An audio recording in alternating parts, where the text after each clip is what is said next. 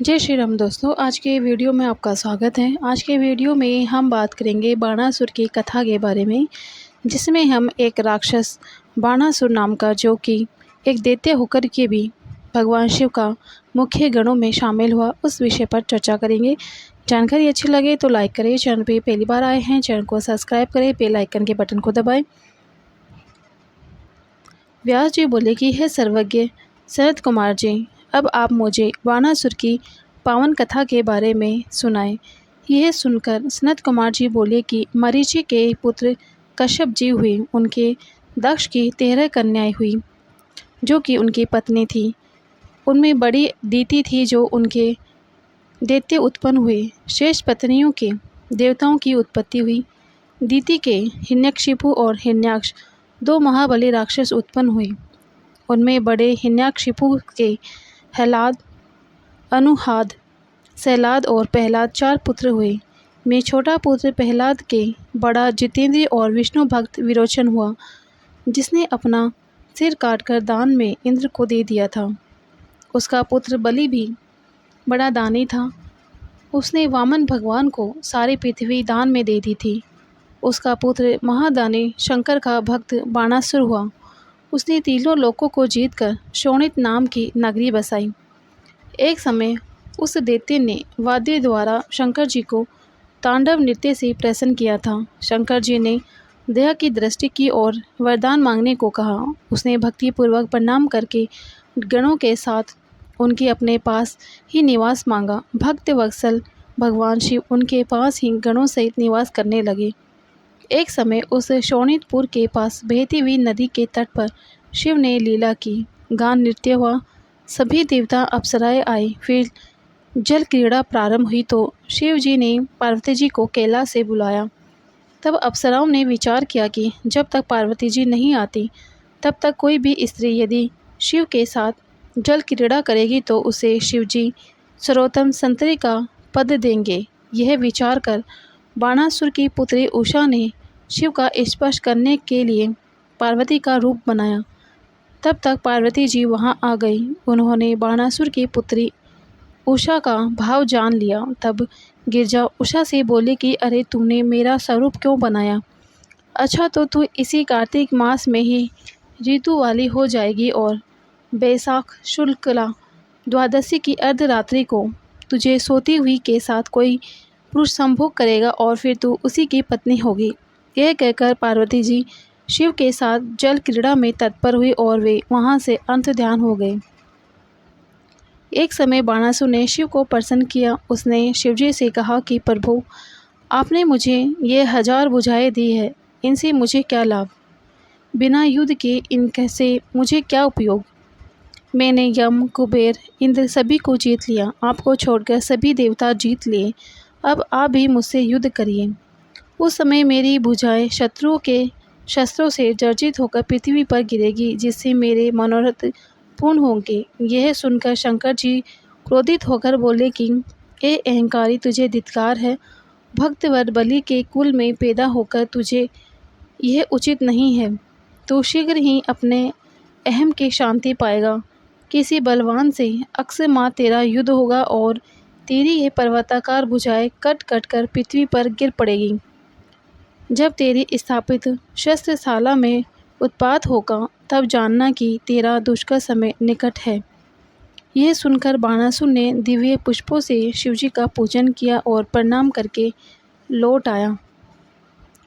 एक समय बाणासुर ने अपनी ध्वजा को देख प्रसन्न हुआ और सोचने लगा कि ऐसा कौन सा पराक्रमी है जो मुझसे युद्ध करे। उसी समय काल वहां पहुंच गया।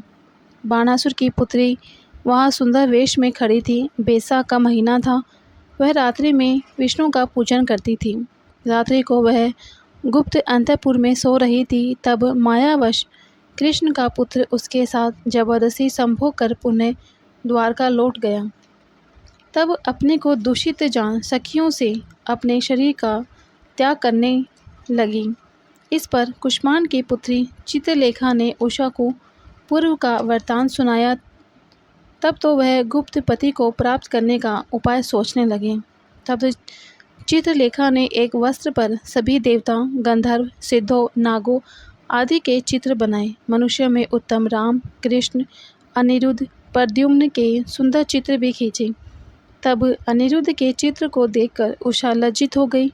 उसने चित्रलेखा को बताया कि इसी ने मेरा मन चुराया है। तब चित्रलेखा ने उसका नाम, वंश आदि बतलाकर उसकी प्रशंसा की तो वह अनिरुद्ध पर मोहित हो गई और उसे पाने की उत्कंठा दिखाने लगी। इस पर ज्येष्ठ कृष्णा चतुर्दशी को चित्रलेखा द्वारका पहुंची।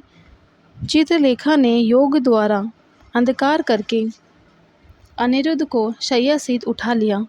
क्षण मात्र में ही शोणितपुर आ गई और उषा ने आश्चर्यचकित हो उससे काम क्रीड़ा करना प्रारंभ किया।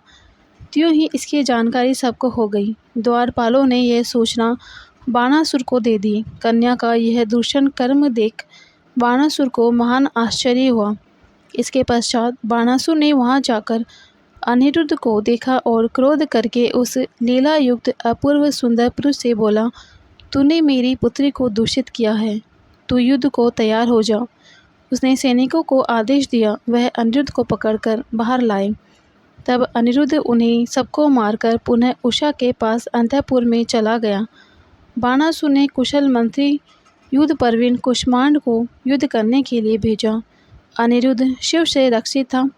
कुष्मांड उसे न जीत सका तो बाणासुर स्वयं युद्ध करने को आया। वह घोड़े पर सवार था। उसने अनिरुद्ध को नागपाश में बांधकर एक पिंजरे में डाल दिया।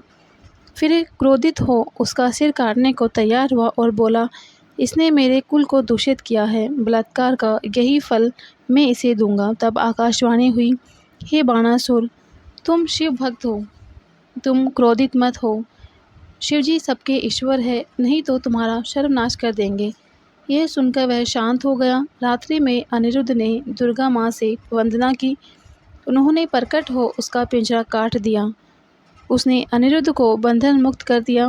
तब वह पुनः बाणासुर की पुत्री के पास पहुंच गया। इधर द्वारका में अनिरुद्ध के चले जाने पर स्त्रियों का रोना सुनकर श्री कृष्ण को महान दुख हुआ। तत्पश्चात नारद जी के द्वारा अनिरुद्ध को बाणासुर के द्वारा बांधे जाने का समाचार सुना तो श्री कृष्ण द्वारका से यादवों की भारी सेना लेकर युद्ध के लिए चले गए। 18 अक्षौणी सेना के साथ श्री कृष्ण ने शोणितपुर को घेर लिया। बाणासुर भी उनसे युद्ध करने के लिए चला गया। साथ ही भक्त की रक्षा सदाशिव भी उनके साथ चले। कृष्ण और शिव का अद्भुत युद्ध हुआ। श्री कृष्ण ने शिव के साथ युद्ध किया। प्रद्युम्न का कुष्मांड से, कूप का कर्ण से, बाण के पुत्र का सांब से, बाण का सात्यकी से युद्ध हुआ। ब्रह्मास्त्र आदि सभी का प्रयोग हो रहा था। शिव के तेज से कृष्ण के सैनिक ठहर नहीं पा रहे थे। श्री कृष्ण ने शीतला नामक ज्वर को छोड़ा। शिवजी ने उस ज्वर को शांत किया। इससे कृष्ण को भारी विस्मय हो गया। फिर सबने श्री शिव की स्तुति की। श्री कृष्ण ने कहा कि हे प्रभु, मैं आपकी आज्ञा से बाणासुर की भुजाओं को काटने आया हूँ। आप संग्राम से लौट जाइए। मुझे आज्ञा दीजिए कि मैं उसे मारूंगा। तब शिवजी ने कहा, यह सत्य है, मैंने बाणासुर को शाप दिया है, आप इसे मारिए। तब श्री कृष्ण ने जी भ्रण करके बाणासुर की भुजाओं को काट दिया। जब उसकी 2 भुजाएं शेष रह गई तब बाणासुर श्री कृष्ण को अंतःपुर में ले गया और वहां अपनी कन्या को अनिरुद्ध को देकर के रत्न आदि महान दहेज दिया। श्री कृष्ण का महान स्वागत किया। श्री कृष्ण अपनी पौत्र वधु और पौत्र को लेकर कुटुंब सहित द्वारका आए और वहां भारी स्वागत हुआ। फिर बाणासुर अपना अज्ञान समझकर शिवजी के पास जाकर रोने लगा। उसने हस्तपद न्यास युक्त तांडव नृत्य किया। शिवजी ने प्रसन्न होकर उसे वरदान मांगने को कहा। उसने शोणितपुर का राज्य उषा के पुत्र को मांगा और अपना दैत्य वंश से विनाश मांगा। शिवजी ने उसे गणपति पद की प्राप्ति प्रदान की।